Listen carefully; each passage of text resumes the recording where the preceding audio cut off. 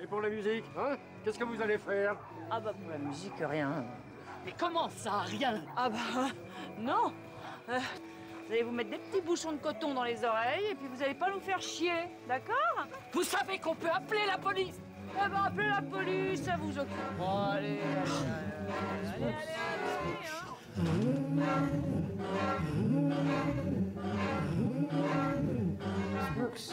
Allô, Smoke City, dans le brouillard, Mano Solo et ses invités.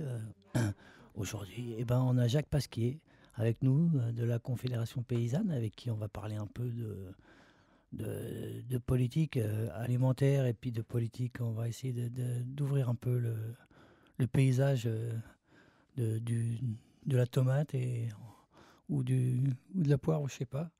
Mais en attendant, on va quand même faire un petit hommage au Rita Mixcoco.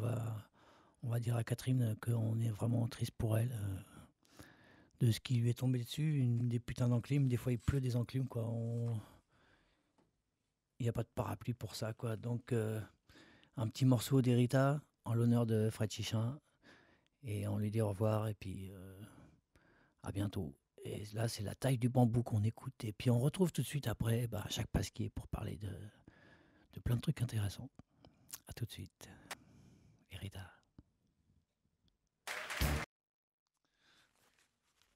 Alors, Jacques Pasquier. Donc, on est là un peu dans la suite d'émissions qu'on a pu avoir la dernière fois avec Greenpeace, par exemple, au sujet des on a un peu sorti la problématique des OGM, par exemple.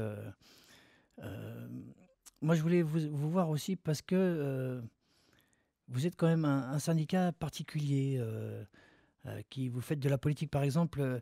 Vous êtes le seul syndicat qui se présente aux élections, par exemple.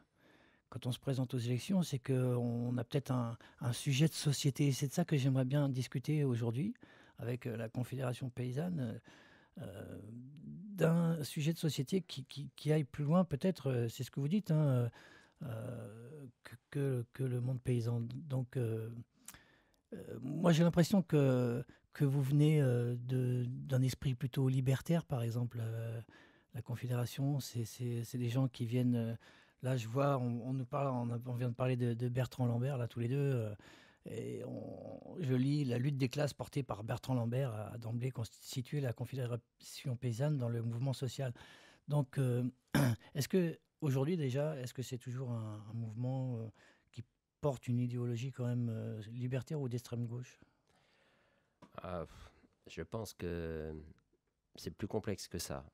On est d'abord à la Confédération Paysanne, une organisation professionnelle, donc de paysans, mais qui avons compris depuis longtemps que parler d'agriculture, c'est parler d'alimentation. Parler d'alimentation, c'est parler de ce qui concerne tous les Français. Qu'en même temps, on ne peut pas, même en étant un syndicat professionnel, se désintéresser du monde dans lequel on vit dans sa globalité. On voit bien que ce qui se passe dans d'autres professions, d'autres milieux, nous concerne aussi forcément. Et à ce titre-là, on arrive forcément à avoir des liens, des réseaux avec tout un tas de mouvements parallèles. Ce qui est clair, c'est que nous refusons l'ordre établi, parce que déjà, il a fallu créer la Confédération Paysanne. En agriculture, il n'y avait qu'un syndicat unique, un syndicalisme quasi obligatoire et qui avait la parole systématiquement. Il a donc fallu se créer la place et donc refuser l'ordre établi. Donc d'une certaine manière, c'est vrai, nous sommes contre l'ordre établi. Après, il y a une légère confusion avec la candidature de José Bové à la présidentielle, mais qui en même temps n'est pas complètement incohérente. José Bové s'est porté candidat à la présidentielle dans une suite logique de son combat. Il ne l'a pas fait directement au nom de la Confédération Paysanne, même si la Confédération Paysanne, dans sa grande majorité, a soutenu la candidature de José Bové. Mais la candidature de José était une candidature dans la continuité des combats que nous menons, mais qui n'était pas de notre fait, et ce n'était pas la Confédération paysanne qui portait cette candidature en tant que telle. C'est un peu compliqué parce que José est tellement identifié à la Confédération paysanne que pour beaucoup de gens, c'était une évidence que c'était la Confédération paysanne qui était candidate. Malgré tout, il y a une certaine nuance. Surtout qu'il était déjà plus porte-parole à ce moment-là. Voilà, José n'est plus porte-parole depuis 2004. Et malgré tout, tout le monde l'identifie toujours à la Confédération paysanne. Ce qui est logique, il a apporté beaucoup, il apporte toujours beaucoup, il est toujours à la pointe du combat contre les OGM, et à ce titre-là, il est toujours identifié avec la Confédération paysanne. Mais José a d'ailleurs porté, et de très longue date, beaucoup d'autres dossiers et beaucoup d'autres combats. Notamment, il y en a un qui le préoccupe beaucoup, c'est le devenir de la Nouvelle-Calédonie. Un territoire dont on ne parle jamais ici. On arrive à parler un peu de la Guadeloupe, un peu de la Martinique, de la Réunion. Jamais de la Nouvelle-Calédonie. Et encore, il y a 15 jours, José était en Nouvelle-Calédonie pour dénoncer des mines de nickel à ciel ouvert qui polluent tout l'environnement là-bas. En plein Grenelle de l'environnement, personne n'a parlé des mines de nickel de Nouvelle-Calédonie, alors que c'est scandaleux ce qui s'y passe. Donc, José est aussi un militant antinucléaire convaincu et actif. Il est présent dans beaucoup de causes humanitaires et sociales, avec les sans-papiers, les sans-abri, les sans-emploi, enfin avec tous les privés de droit qu'il peut y avoir autour de nous. Et la Confédération paysanne est dans ces combats-là aussi, bien sûr. Moi, ce qui m'intéresserait, c'est-à-dire que, en fait, bon, tout ça, moi, je le sais, puis bon, il est bon que les gens le sachent, mais si tu veux, on est tout ça dans un du côté de la résistance, en fait, dans tout ce dont tu viens de dénoncer, alors que quand même, finalement, le monde paysan, moi, il m'intéresse parce que c'est le seul endroit où l'autogestion, elle se met en action. Comment ça se fait qu'aujourd'hui, par exemple, Beauvais, moi, je n'ai pas entendu parler d'autogestion, de coopérative, alors que c'est comme ça que vous fonctionnez, et c'est vous qui prouvez que c'est possible. Comment ça se fait, par exemple, que... Moi, je pense souvent à la NPE. La NPE, c'est un endroit qui sert que de boîte à lettres, alors que ça devrait être un endroit où on rencontre les gens, où les gens, on les aide à s'organiser entre eux, puisqu'ils sont là, et qu'ils ont tous des compétences. Pourquoi Beauvais ne porte pas des grandes idées comme ça, de dire aux gens, débarrassons-nous de lutter contre ce putain de capital, et construisons-nous tous de la production à notre niveau, à notre échelle. Voilà le discours qui me manque dans la gauche aujourd'hui, et je me demande pourquoi c'est pas la Confédération paysanne qui pourrait le porter, ce discours, puisque elle le connaît, son application à travers les coopératives. Oui, je crois que tu as une vision un peu embellie des coopératives, parce que effectivement, les coopératives ont été créées il y a environ une centaine d'années, pour la plupart en agriculture, pour permettre aux paysans de se sortir du problème de l'acheteur qui faisait la loi. C'est-à-dire qu'un producteur de lait, un producteur de légumes ou de céréales, il dépendait d'un négociant qui achetait ses produits et qui faisait le prix. Donc à un moment donné, les paysans ont créé des coopératives à ce moment-là, parce qu'ils ont compris qu'à 10, qu'à 20, ils étaient en mesure de vendre eux-mêmes après aux consommateurs, ou d'envoyer d'imposer un prix correct. Pour un prix qui leur revenait, ou ils conservaient comme ça la valeur de leur travail, plutôt que de dépendre d'un acheteur qui, après, lui, récupérait. Mais il n'y a pas que ça, il y a aussi mettre les moyens de production en commun pour... Alors, il y a aussi, effectivement, le matériel qu'on peut avoir en commun, les outils de production en général, de transformation aussi. Simplement, les coopératives, depuis, elles ont beaucoup grossi. Et on a des coopératives qui sont quasi aussi importantes que des transnationales. Aujourd'hui, sur le marché des OGM, il y a 5 intervenants, dont un français, qui est une coopérative. Limagrain est une coopérative, et ça n'empêche pas que le paysan de base, parce que c'est devenu tellement gros et tellement des objectifs tellement loin du quotidien des paysans, parce que ces structures coopératives qui ont grossi ne sont plus du tout ce qu'elles étaient dans l'esprit et dans les objectifs du départ. Alors c'est comme ça qu'on réinvente de nouvelles coopératives et de nouveaux tissus sociaux, notamment les AMAP. C'est des associations où des consommateurs se réunissent Commande en lien avec des producteurs, un ou plusieurs producteurs, et ils commandent sans savoir encore ce qu'ils vont acheter précisément, mais par principe, ils retiennent un panier de marchandises par semaine parce qu'ils savent qu'ils vont manger toutes les semaines. Des légumes de saison. Et ils prennent une sorte de contrat avec un producteur pour 6 mois ou pour 1 an, où le producteur s'engage à fournir des légumes, ou un autre, ce sera de la viande ou des œufs. Et ça, c'est une nouvelle forme, effectivement, de lien et de commerce tout à fait équitable, dans la mesure où, en principe, les gens sont libres et consentent à entrer dans ce dispositif sans problème. Et par exemple, là, j'ai lu un truc sur un magasin qui s'appelle Brin d'Herbe. C'est une coopérative, si j'ai bien compris, qui a construit en fait son propre magasin et qui est même dépassé par son succès finalement. Pourquoi il n'y en a pas un dans chaque ville de 30 000 habitants, de magasins comme ça Alors, effectivement, ces magasins de vente en commun où des paysans se réunissent pour vendre en commun, en général, fonctionnent bien. Malgré tout, ça n'est pas toujours facile à reproduire dans tous les cas, parce qu'il y a un côté humain, et quand on fait du business en commun, le côté mercantile peut des fois poser des problèmes. Malgré tout, on a plein d'exemples comme ça. C'est pas que ce magasin dont je connaissais d'ailleurs pas le nom, même si vous avez dû trouver l'information sur le site de la Confédération Paysanne. Je pense que ça vient de là, ouais. Y en a de toutes les tailles, dans tous les coins. Je sais que en Tarn-et-Garonne, il y a une petite boutique qui n'ouvre que le dimanche matin, qui s'appelle Le Petit Marché, et qui fonctionne extrêmement bien pendant 4 mois de l'année, parce que le dimanche matin il fait beau et que les gens viennent. Ils ont commencé en claquant des doigts. Un jour, ils ont dit tiens, si on faisait ça, et ils ont eu la surprise de voir qu'au bout de 2 semaines, ils avaient déjà plein de clients. Effectivement, là, et en plus, l'intérêt de ce circuit court, c'est que le client, il est directement en lien avec le producteur. Et ça, c'est vraiment l'idéal, parce qu'il y a une relation de confiance. On explique ce que l'on fait, son métier, comment on produit les choses. Effectivement, là, on est vraiment dans la relation sympa entre celui qui travaille, qui gagne sa vie, et celui qui achète pour se nourrir. Donc là, on est vraiment dans une traçabilité, dans une relation très, très agréable. Bon. Très bien, eh ben, on va écouter un peu de musique parce que sinon les gens ils s'en vont. Allez, tous mes hobbits, Laurent, t'as pas un jingle tout pourri là? Allez, sors-nous un jingle tout pourri. Non, ça c'est le mien, il est pas tout pourri, il est super celui-là. Ah bon, moi je croyais qu'il était tout pourri celui-là. Et quoi, c'était pas ce morceau-là qu'il fallait passer?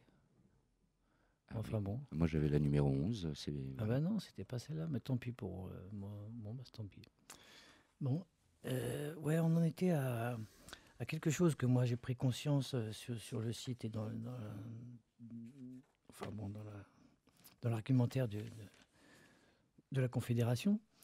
C'est-à-dire que la fausse bonne idée du commerce équitable, en fait, vous réclamez d'un côté du commerce équitable pour tous et partout, parce que ça c'est pour moi une évidence. On en parlera tout à l'heure si on a le temps, parce que je fais moi le parallèle avec le business du disque.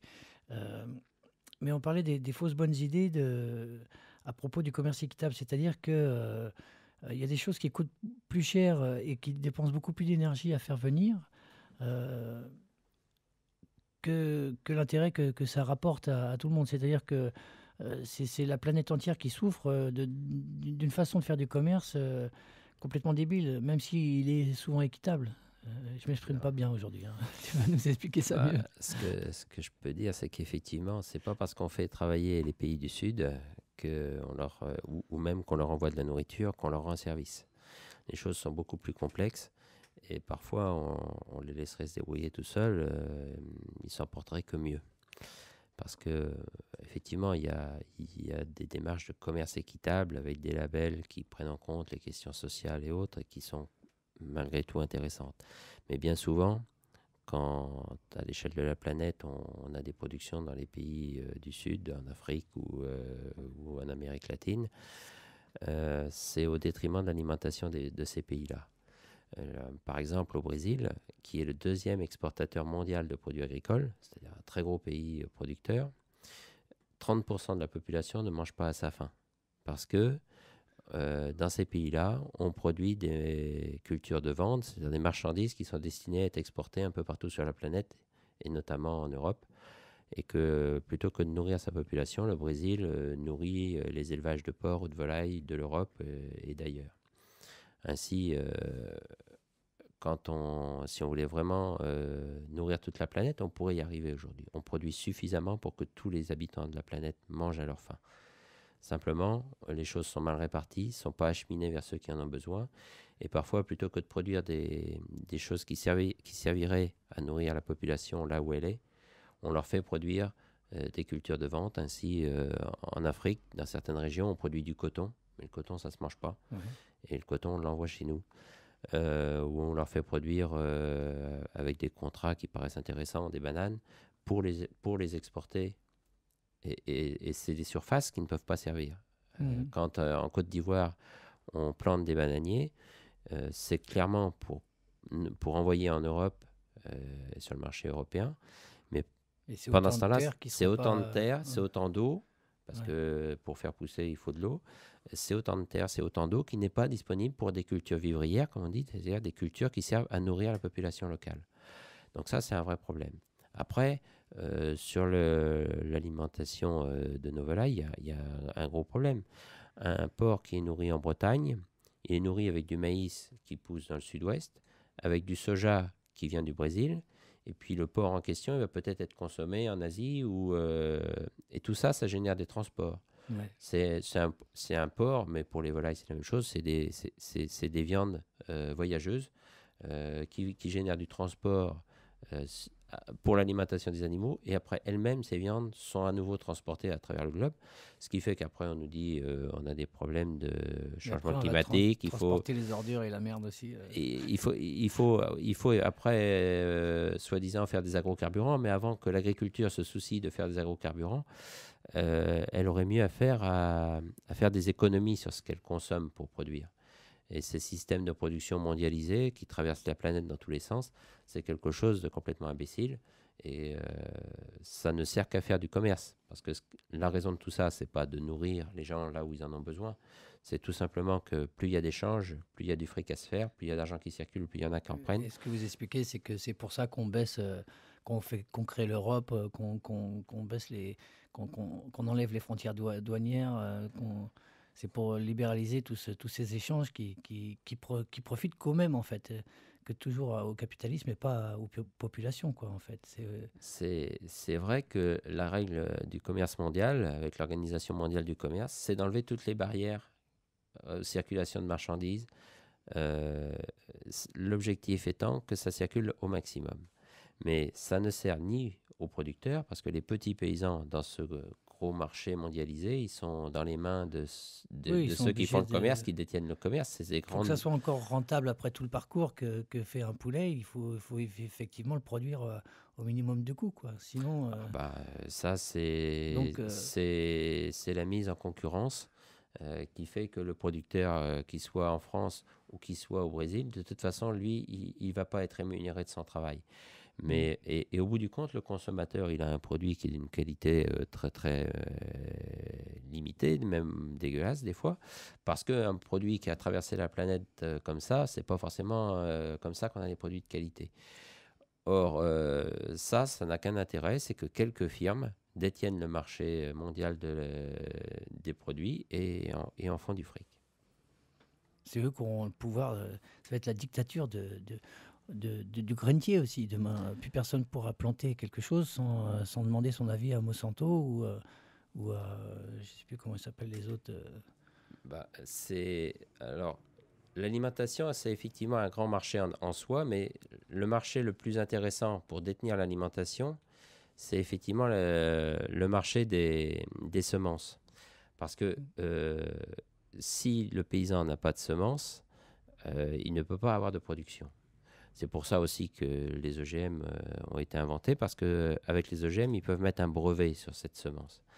Mais même par ailleurs, on a déjà tout un dispositif de certificat d'obtention qui fait sorte de droit d'auteur sur les semences, qui fait qu'un paysan qui réutilise ses semences peut être considéré comme un contrefacteur, c'est-à-dire comme quelqu'un qui fraude, alors qu'il ne fait que ressemer ce qu'il a récolté l'année d'avant. Oui, ce qu'il a fait pousser lui-même aussi, en fait, ce qui lui appartient, quoi.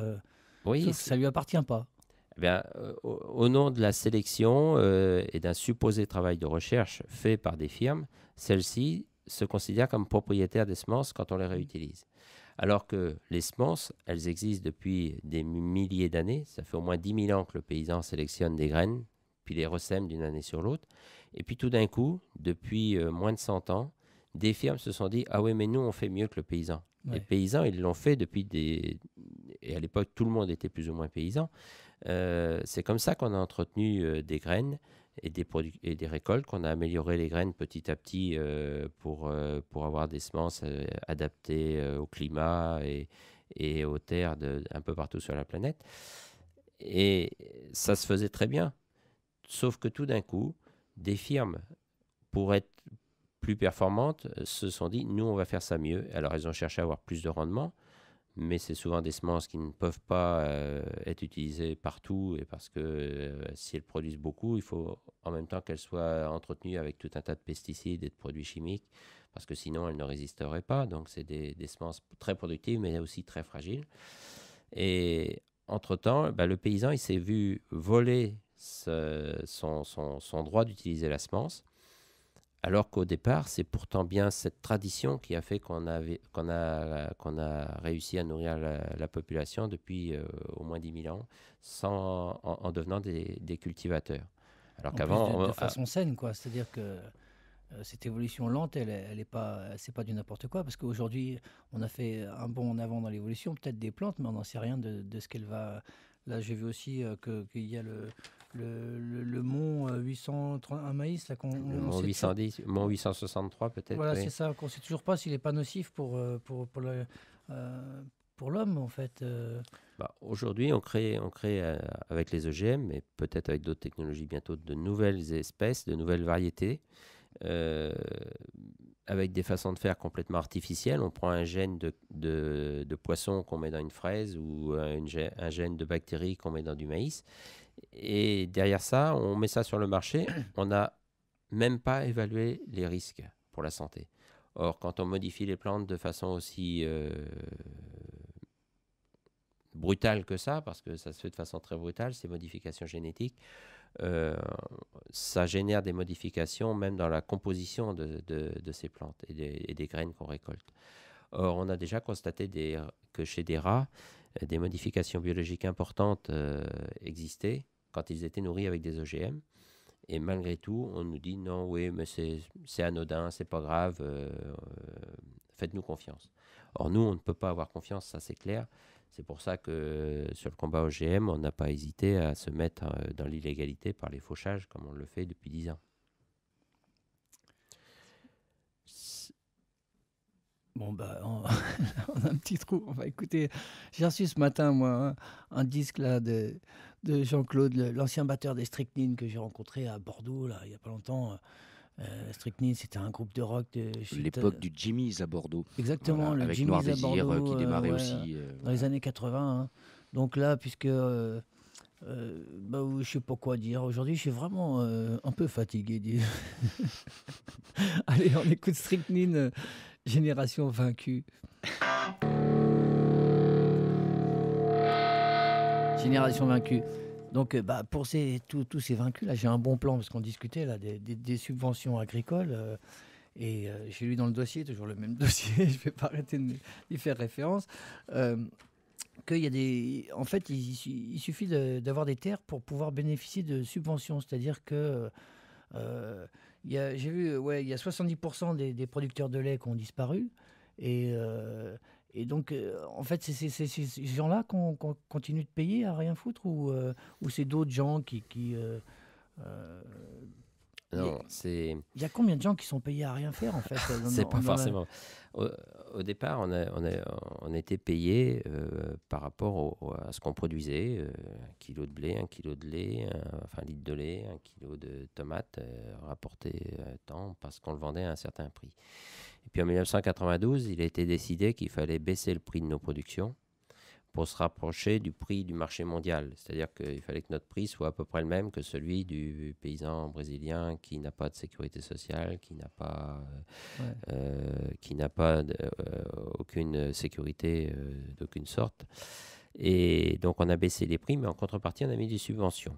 Et les paysans sont devenus subventionnés, une sorte de fonctionnaire, en quelque sorte.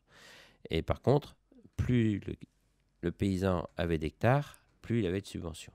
Ce qui fait que c'était complètement injuste, parce qu'on pourrait dire qu'on donne des subventions comme aide aux revenus, et puis que c'est un peu équitable et qu'on donne à peu près à tout paysan la même somme. Maintenant, ce n'était pas ça. Plus il y avait une grosse exploitation, très grande, beaucoup de production, plus il avait Dès le départ, de primes. on a prêté qu'aux riches, quoi. En gros, c'est ça.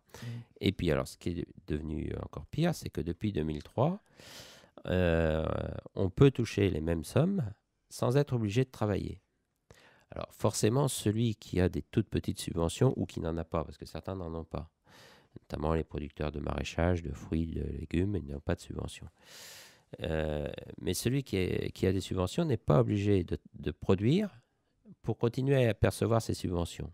C'est en gros comme si un employé de bureau continuait à toucher son salaire sans être obligé d'aller au boulot. En gros, c'est un peu ça. Quand dans le même temps, il y a toujours des gars qui travaillent et qui ne gagnent pas leur vie. Parce qu'en France, il y a environ 40% des paysans qui travaillent, donc, mais qui n'ont pas le SMIC. Donc ça pose un vrai problème de société, de voir qu'on donne des subventions énormes. Pour certains, c'est plusieurs centaines de milliers d'euros de subventions, sans être obligé de produire, quand d'autres qui travaillent n'ont pas de quoi vivre. Ça, c'est vraiment quelque chose d'intolérable.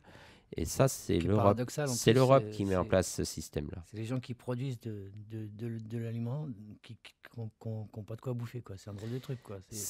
On en arrive à ça. Tu travailles à nourrir les autres et toi-même, tu n'es pas payé assez pour bouffer, vraiment. Et j'ai vu qu'il y a plein d'agriculteurs qui vont dans les banques alimentaires pour faire les fins de mois, quoi.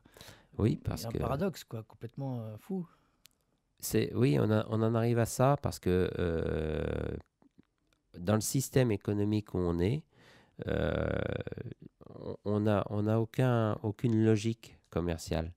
Normalement, dans une société équilibrée, on ferait des échanges équitables, enfin, où tout le monde y trouvait son compte. Là, on peut être amené à vendre nos productions à perte. En ce moment, les éleveurs de porcs perdent 30 € par porc élevé. C'est un truc aberrant, il ferait mieux d'arrêter, mais le problème c'est que quand on produit, entre le jour où on fait naître on décide de faire naître un porc et le jour où on vend ce porc, il se passe 9 mois. Donc il y a un moment, il y a un décalage. Parce que ils ne peuvent pas disparaître. Il y a le temps de la gestation de la truie, il y a le temps où le porc grossit. Et donc, néanmoins, on est dans un système économique où chaque porc produit perd 30 € à son éleveur. Peut-être que ça va s'arranger, mais c'est pas sûr. Alors si ce truc-là dure longtemps... C'est Bruxelles, c'est les subventions... Alors ça, c'est même pas subventionné. C'est parce qu'il y a un marché qui est comme ça. On ne sait pas qui décide du prix du marché, parce que normalement, l'offre et la demande devraient réguler ça, et normalement, on devrait arriver à avoir un prix équitable pour tout le monde. Mais puisque on peut jouer sur les porcs qui viennent du Brésil ou du Canada, le marché du porc fait que des producteurs français en ce moment perdent de l'argent. Mais on a eu un moment sur la planète où aucun éleveur de porc de la planète ne gagnait sa vie. Ça a duré pendant 3 mois comme ça, il y a 7-8 ans. C'est des trucs complètement aberrants. Et ça, c'est parce qu'on a des systèmes de vente à travers la planète qui sont dans les mains de quelques gros négociants mondiaux qui font la loi et qui, eux, jouent sur la spéculation comme ça, en faisant baisser les prix et en les faisant remonter après.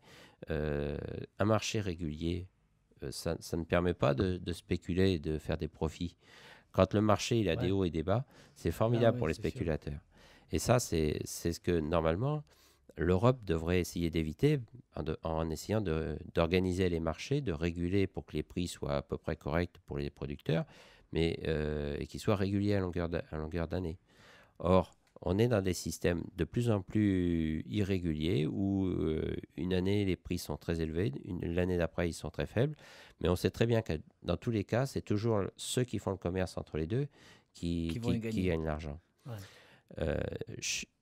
En fruits et légumes, par exemple, les grandes distributions que sont Leclerc, Carrefour et autres, ils font vraiment ce qu'ils veulent. Parce que les fruits et les légumes, c'est en général des choses qui se récoltent et qui se consomment très rapidement. Par exemple, les melons, ça ne se conserve pas pendant 6 mois. Ouais. Un melon, il faut qu'il soit consommé dans les 15 jours qui suivent sa récolte.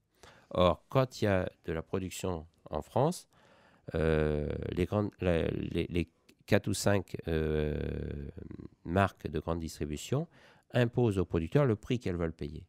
Et parfois, elles font un prix sur, mettons, 10 palettes de melons. Elles disent, oui, mais par-dessus le marché, tu m'en mettras 5. Ce qui fait que le producteur, il est obligé de payer, de fournir 5 palettes gratuites. Ouais, alors, pour le consommateur, des fois, on est content d'acheter des produits gratuits.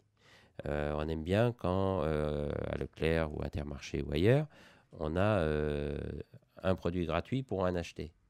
Sauf que quand on est ouvrier, qu'on travaille, à quel moment est-ce qu'on a les produits gratuits? À quel moment on travaille gratuitement? Jamais, normalement.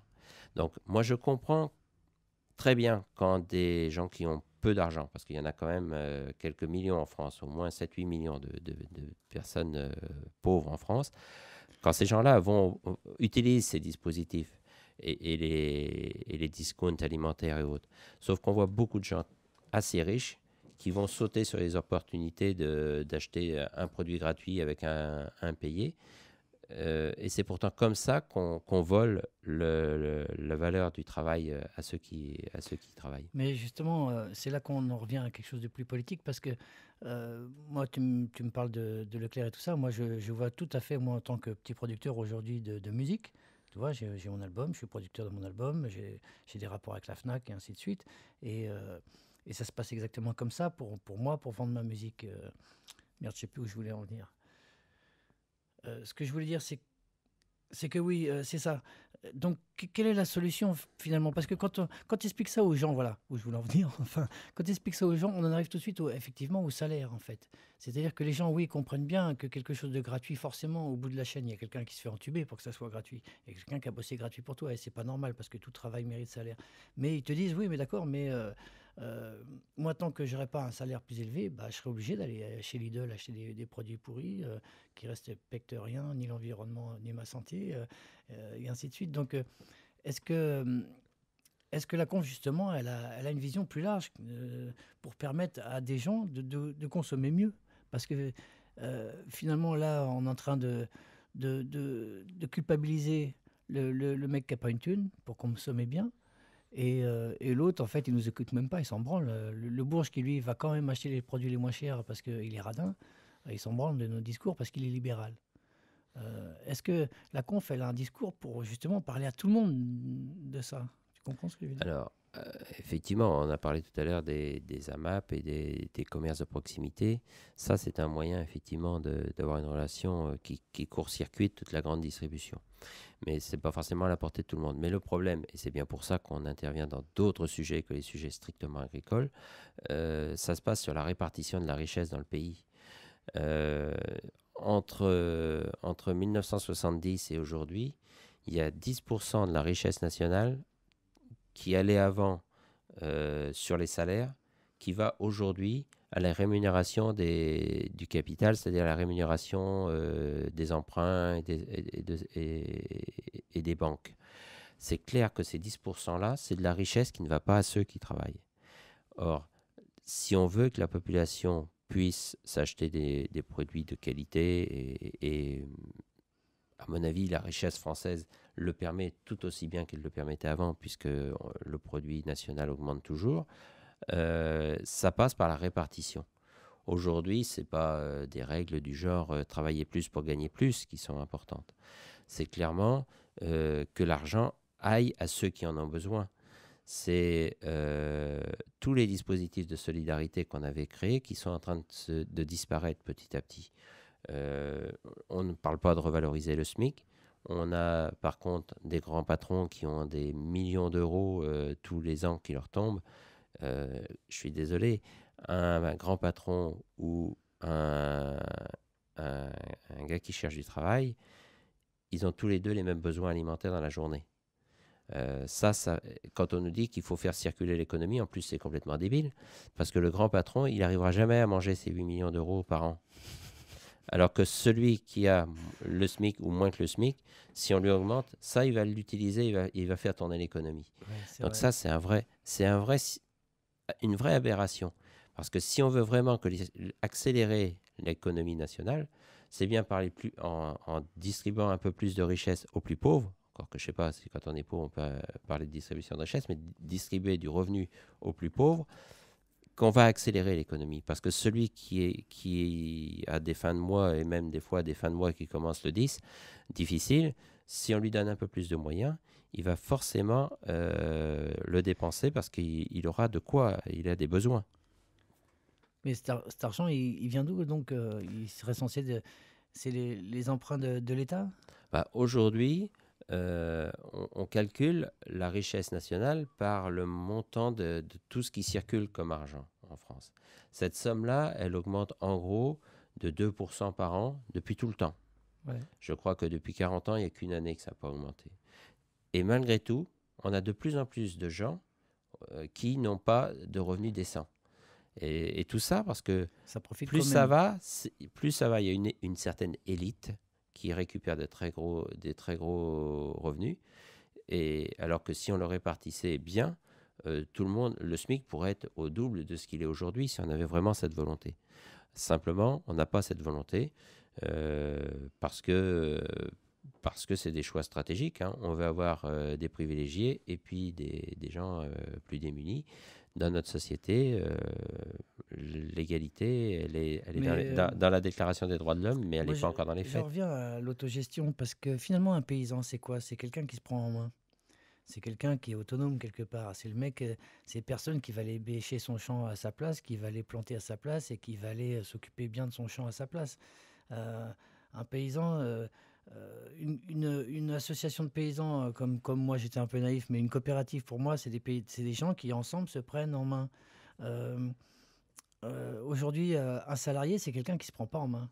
C'est quelqu'un qui va dans le capital espérer que le capital l'arnaque pas trop. Comment ça se fait que moi j'aimerais bien que justement des gens comme vous, moi c'est ça que j'attendrais de gens comme vous, que vous dites aux gens arrêtons d'attendre une petite manne de tous ces enflures, prenons-nous en main et arrêtons de générer de l'économie pour ces enculés.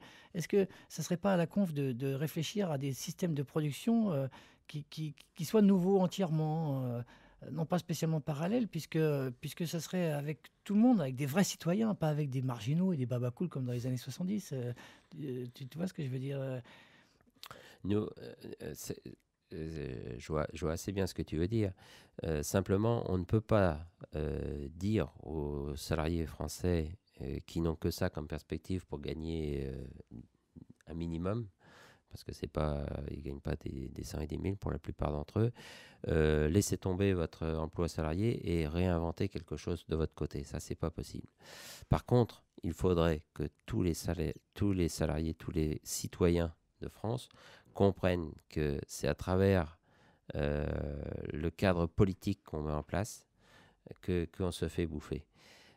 Quand José Bové a dénoncé l'Organisation mondiale du commerce et que symboliquement il avait démonté un McDo, c'était bien par rapport à cette problématique de la justice sociale qu'il y a derrière qu'il intervenait. On ne peut pas réinventer quelque chose tout seul dans son coin en France si on est dans un marché mondial avec quelques firmes qui imposent leur volonté. Si on ne met pas de la protection, et normalement un gouvernement devrait protéger sa population.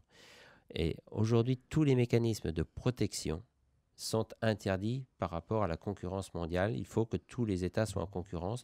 Il faut que le poids coq soit en concurrence avec le sumo qui peut être les États-Unis et que Haïti soit en concurrence avec les États-Unis comme si dans un combat de boxe, on pourrait mettre deux catégories aussi différentes que ça en concurrence.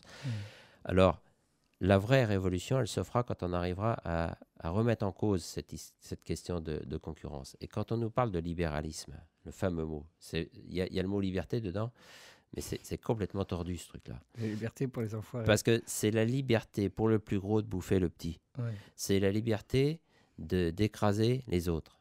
Or, la liberté, dans la Constitution, c'est de ne pas porter préjudice. Elle s'arrête là où commence celle des autres. Or, dans ce schéma de libéralisme économique, ça ne s'arrête nulle part. C'est le plus gros qui bouffe le plus petit, et indéfiniment. Ce qui fait qu'on Le arrive... libéralisme se soucie d'aucune conséquence, qu'elle soit économique, humaine ou écologique, quoi. Et puis ces systèmes-là, oui, ça ne peut pas prendre en compte tout ce qui est social, tout ce qui est environnemental. Ce qui fait que dans un système libéral sans du tout de contrôle, parce qu'on en arrive là aujourd'hui, on ne voit pas comment on peut réguler la question du changement climatique, la question de la faim dans le monde. Si on a aujourd'hui, si on continue à faire ce qu'on fait aujourd'hui sur les agrocarburants, par exemple, on va mettre en concurrence directement la question de l'énergie avec celle de l'alimentation. On voit bien que l'énergie, c'est quelque chose de un enjeu stratégique, spéculatif, énorme. En face, nourrir la population, c'est un enjeu humanitaire qui est tout aussi énorme. Mais derrière, je ne suis pas sûr que ça arrive à faire le poids si c'est le libéralisme qui dirige et qui décide.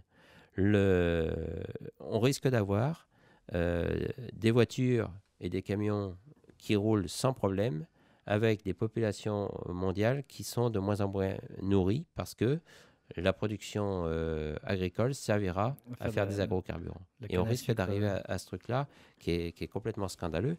Et si on ne remet pas en cause ce libéralisme par des systèmes de protection aux frontières, où les pays peuvent se protéger pour avoir des règles, tout simplement des règles, parce que le libéralisme, c'est enlever les règles, en gros. Donc, il faut avoir des règles pour qu'on puisse prendre en compte l'intérêt essentiel des populations. Et ça commence par le premier besoin humanitaire, c'est l'alimentation. En même temps, le président du Brésil,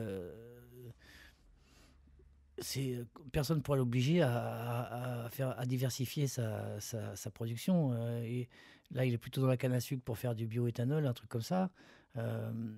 Et c'est vrai qu'il y a des gens qui crèvent la dalle au Brésil. Qui c'est qui pourra demain obliger un président à ne pas aller dans cette logique folle de production pour les autres et non pas pour la population? Normalement, on a des organismes mondiaux qui régulent les relations des pays entre eux. Il y a l'ONU qui marche plus ou moins, il y a tout un tas de structures. Et l'ONU, tant qu'il n'y a pas 30 000 morts, il ne bouge pas, quoi, il s'en fout. C'est tout le problème. Quand on fait des beaux discours sur par exemple, il vient d'avoir le Grenelle en France, le Grenelle de l'environnement, et que dans le même temps, on continue à avoir des plans pour faire rouler des voitures à l'éthanol. On sait très bien qu'il y a quelque chose qui va pas. Qui va pas, oui. Alors, on entend dire on va donner des subventions aux pays pour plus qu'ils arrachent leurs forêts. Les forêts amazoniennes ou en Indonésie aussi, où on arrache des forêts pour faire des cultures destinées aux agrocarburants. C'est complètement aberrant. Si on arrête de dire il faut faire rouler les voitures à l'éthanol, les gens arrêteront d'arracher les forêts. En plus, quand il y a un enjeu stratégique, on sait très bien mettre les moyens pour arrêter les pays de faire des conneries. Quand on veut récupérer le pétrole de l'Irak, ou peut-être de d'autres régions du monde, on sait se donner les moyens pour remettre les choses dans le sens que l'on veut. Pourquoi, quand c'est dans un objectif humanitaire et écologique, on ne sait pas se donner les moyens? On va pas aller faire la guerre à un pays parce qu'il produit de la canne à sucre pour l'éthanol, quand même. Non, mais le problème, c'est qu'on lui fait produire de la canne à sucre pour l'éthanol. Les États-Unis sont aujourd'hui un très gros client du Brésil par rapport à l'éthanol. Or, les Brésiliens, eux, ils voient leur rentrée économique, sauf qu'on n'a qu'une planète et que la forêt brésilienne qui est détruite, ça va nuire à l'ensemble des habitants de la planète. On n'a qu'une Terre. Et les conneries qui se font à un bout de la Terre, c'est l'ensemble des humains qui vont les subir. L'éthanol, est-ce que c'est un combat? Parce que là, plus on avance à propos de l'éthanol, et plus on s'aperçoit que c'est encore une fois une fausse bonne idée, que ça coûte plus cher à déplacer toute la matière première et ainsi de suite, qu'on grille du pétrole pour produire de l'éthanol, et que finalement dans le rapport de la production, ben, il n'est pas du tout intéressant. On sait aujourd'hui que c'est un produit qui n'est pas intéressant et qui pollue autant à fabriquer que ce qu'il est censé remplacer. Donc pourquoi on continue? Est-ce que c'est pas à vous, la conf, de le crier sur tous les tours en permanence qu'on va vers un énorme gaspillage de temps et d'énergie et d'argent? Nous, on le crie. Le problème, c'est qu'on est malgré tout pas le plus fort des syndicats agricoles en France, et que derrière, les autres, ils ont toujours des objectifs de rentrée d'argent et de faire tourner le business. Parce que l'éthanol français, il fonctionne uniquement grâce aux subventions dont il bénéficie. Parce qu'en plus des subventions agricoles générales, il y a des subventions pour les agrocarburants. Et que c'est encore un scandale de plus dans l'utilisation de l'argent public. C'est pour ça aussi qu'il faut que chacun se sente concerné. Parce que l'agriculture, c'est déjà l'occupation de l'espace. En France, la moitié de la surface française est occupée par des terres agricoles. Le reste, c'est les villes et les forêts. Mais la moitié de la surface française, c'est quand même important, et c'est les agriculteurs qui l'occupent. Mais à ce titre-là, ça concerne aussi l'ensemble des citoyens et des Français. Mais un autre point qui légitime l'intérêt pour chaque Français, au-delà que ce que produit l'agriculture, c'est de l'alimentation, c'est que ça fonctionne avec beaucoup d'argent d'impôts qui servent à subventionner, à financer des projets, à subventionner l'agriculture, ce qui donne le droit de regard pour les consommateurs et pour les contribuables sur ce que fait l'agriculture.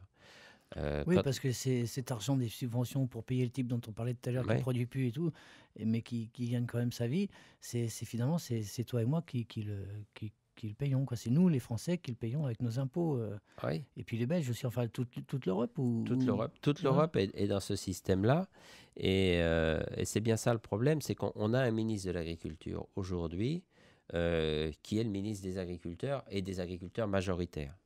Or, un ministre de l'Agriculture, normalement, ça devrait être un ministre de la France d'abord, avant d'être le ministre de la FNSEA. Ouais. Aujourd'hui, on a un ministre de l'Agriculture qui est le ministre de la FNSEA. D'accord. Donc, il y a un vrai problème. C'est plus le ministre au service de l'État français, c'est le ministre au service d'un lobby. D'un syndicat qui a toujours été au service de l'État, non? C'est ça que tu disais? Ce syndicat, il a toujours été proche du pouvoir de l'argent, en tout cas. Pouvoir de droite.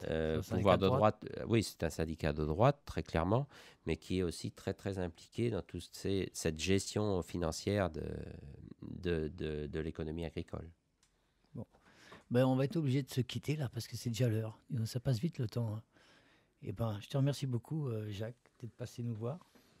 Merci. Et puis, on fera peut-être d'autres émissions. Hein, là, on a parlé de plein de trucs. En général, on aura peut-être je sais pas, à l'occasion d'une lutte prochaine ou d'événements ou d'un truc important, n'hésite pas à venir nous voir. On peut refaire des émissions, on est là toutes les semaines, hein, tu sais. Avec plaisir. Donc, ou des mobilisations importantes, ou voilà, quoi.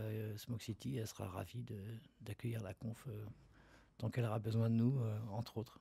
D'accord, merci. Et ben, je t'embrasse, et puis j'embrasse tout le monde, et merci Laurent. Tu nous as pas saoulé avec tes jingles pourris aujourd'hui tellement. J'étais très déçu. D'habitude, j'aime bien m'énerver après toi. Là, j'ai pas eu une raison de m'énerver après toi. Bon, bah, merci Héloïse Baron qui m'a aidé à préparer cette émission.